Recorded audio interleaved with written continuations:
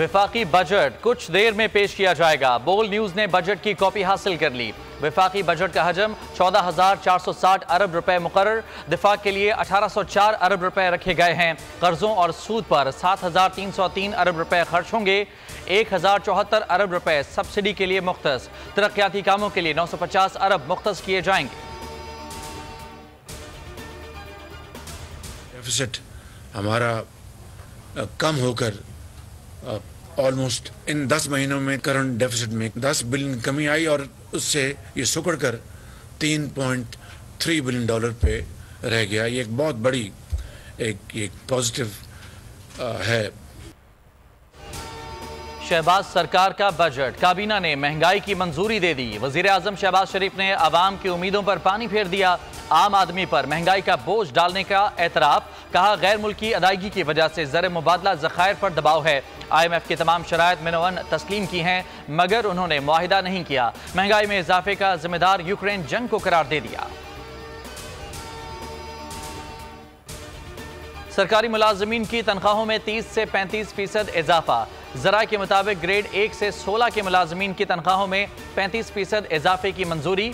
Grade 17 से 22 तक के मुलाजमीन की तनख्वाहों में 30% इजाफा होगा।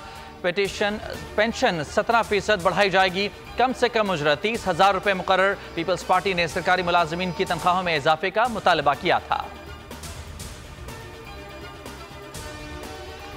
बजट से पहले महंगाई का तूफान। प्याज, मुर्गी का गोश्त, टमाटर, चीनी, दूध, चावल और पत्ती समेत 21 अशिया की कीमतें बढ़ीं। महंगाई में मजीद 0.21% इजाफा हुआ। शरह 39.26% हो गई। इदारा शुमारियात ने हफ्तावार रिपोर्ट जारी कर दी। 10 चीजें सस्ती हुई। आटा, दालें, घी, कुकिंग ऑयल और अंडे शामिल। गैर मुल्की करेंसी के जखीरा अंदोजों के खिलाफ एक्शन की तैयारियां। बजट में अहम कानून साजी मुतारिफ कराने का फैसला। डॉलर या दूसरी करेंसी की जखीरा अंदोजी पर कैद और जुर्माने की सजा होगी। बैरून मुल्क से आने वालों को $1 लाख लाने की इजाजत होगी। डॉलर बाहर ले जाने के लिए डेबिट और क्रेडिट कार्ड के इस्तेमाल पर टैक्स बढ़ाने की तजवीज़। क्या सस्ता क्या महंगा, किस चीज पर कितना टैक्स लगेगा, आवाम को क्या रिलीफ मिलेगा। वफाकी बजट पर बोल न्यूज की सबसे बड़ी ट्रांसमिशन सबसे बड़े पैनल के साथ माहिरीन माशियात ने अपने ख्यालात का इजहार किया। रोज 500 से 700 रुपए कमाने वाला भी महंगाई के अजाब से दो चार। दिन रात मेहनत करने वाले और बच्चों का पेट पालने वाले को मालूम ही नहीं कि बजट क्या बला है। बजट से मजदूर तबके को रिलीफ की कोई उम्मीद नहीं। उम्मीद नजर नहीं आ रही। आवाम बहुत परेशानी में है। बहुत ज़्यादा महंगाई है, हर आदमी परेशान है। बस क्या कर रहे हैं, आज के हालात देख रहे हो। हुक्मरानों ने ऐसा कर दिया कि बंदे को बात करने तक का नहीं छोड़ा। आई वो बजट क्या होगा कि जो दूसरों के आगे झोली फैला के भीख मांग रहे हैं कि हमें IMF कर्जा दे दे। ये पाकिस्तान को कहाँ तक ले आए 70-75 साल में। इस बजट को कम से कम गरीबों के लिए कम से कम ख्याल रखें। अपने लिए तो आप हर चीज़ का तयन कर लेते हैं लेकिन गरीबों के लिए कुछ भी नहीं होता। बदतरीन महंगाई पर हलकान। आवाम की बजट से उम्मीदें। कहते हैं कि अशिया ज़रूरिया की कीमतों में वाज़ेह कमी होनी चाहिए। सरकारी मुलाजमीन का इस्लामाबाद में दूसरे रोज़ भी एहतजाज जारी। तनख्वाहों में इजाफे का मुतालबा। क्लर्क्स ने सेक्रेटेरिएट के गेट बंद कर दिए। वफाकी दफातर में काम ठप। मुतअद्दिद अफराद की गिरफ्तारी और रिहाई।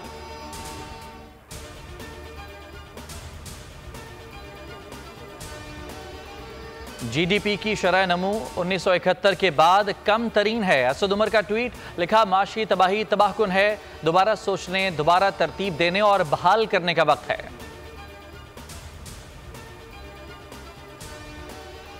जहांगीर तरीन और परवेज खटक में राबते। मामला तय पा गए। परवेज खटक हम ख्याल साथियों के हमरा इस्तेहकाम पाकिस्तान पार्टी में शमूलियत इख्तियार करने के लिए रजामंद। परवेज खटक को अहम ओहदा दिया जाएगा।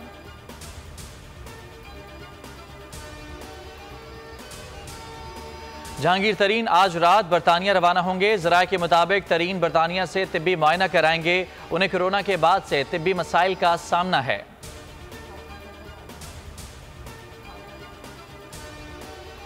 जहांगीर तरीन की पार्टी से कोई खतरा नहीं। हो सकता है उनके साथ मिलकर इलेक्शन लड़ें। ख्वाजा आसिफ कहते हैं कि किसी सियासी इंजीनियरिंग का नहीं पता, सब अपनी मर्जी से नई पार्टी में जा रहे हैं। माजी में 3-4 पार्टियां बदल चुके हैं, एक और पार्टी बदल लेंगे तो क्या फर्क पड़ेगा।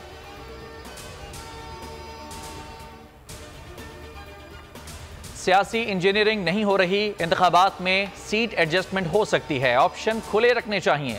राना सनाउल्लाह कहते हैं कि जाती राय है, नून लीग को किसी से इंतखाबी इत्तेहाद नहीं करना चाहिए। अक्सरियत मिली तो वजीर आजम का फैसला नवाज शरीफ करेंगे। मियाँ साहब 60 से 90 रोज पहले वापस आएंगे। पीटीआई रहनुमा अली मोहम्मद खान की एक बार फिर गिरफ्तारी, 5वीं बार गिरफ्तार किया गया। एंटी करप्शन मर्दान ने गिरफ्तार किया। गैर कानूनी भर्तियों का इल्जाम है, एटीसी मर्दान ने रिहा किया था। आसिफ अली जरदारी और दीगर मुल्ज़िमान के खिलाफ जाली अकाउंट्स केसेस, एहतसाब अदालत लाहौर ने 4 रेफरेंसेस नैब को वापस भिजवा दिए। आसिफ जरदारी, फरियाल तालपुर और दीगर के खिलाफ मनी लॉन्ड्रिंग रेफरेंस वापस। मंजूर कादर और दीगर मुल्ज़िमान के खिलाफ plot allotment reference. Bilal Sheikh के खिलाफ सिंध बैंक रेफरेंस भी वापस।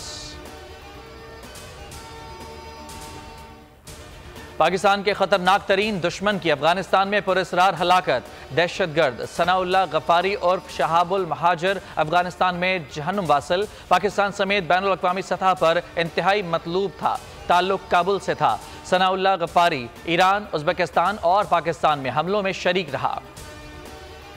9 मई को 1 माह मुकम्मल, मेजर अली सलमान शहीद के वालिदैन का वाक़यात पर दुख का इजहार। वालिदा ने कहा कि जब बेटे चले जाएं तो माओं की दुनिया ख़त्म हो जाती है, मेरी तो सारी कायनात वही था, बहुत याद करती हूँ। वालिद ने कहा कि अपने घर को खुद जला रहे हैं, हमने इस कौम की बेहुरमती की है। 9 मई के वाक़यात से हमारे जज्बात मजरूह हुए।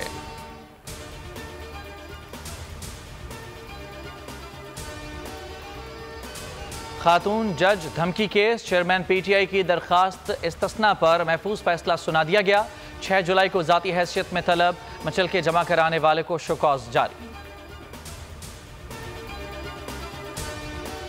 शेख रशीद की रिहाइशगाह पर छापा कानून के मुताबिक है।